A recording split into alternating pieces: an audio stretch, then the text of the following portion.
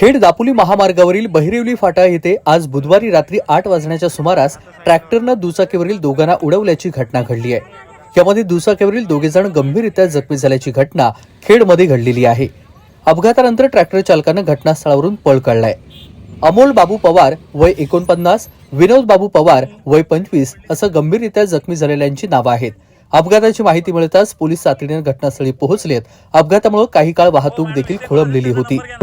विनोद बापू पवार राहणार वाकवली वय 25 हे दोन मोटारसायकलवर जात असताना ट्रॅक्टरनं त्यांना उडवलं आणि ते गंभीर जखमी झालेले असून प्राथमिक उपचारासाठी उपजिल्हा रुग्णालय कळंबणी येथे दाखल करण्यात आलेलं होतं।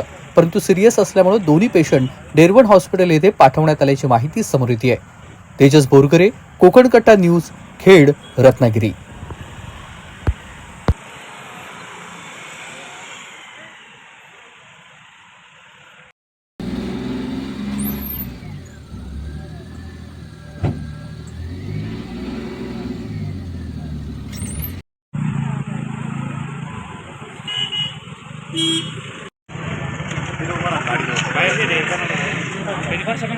कर्नाटक वाले एकच फोन होता ना।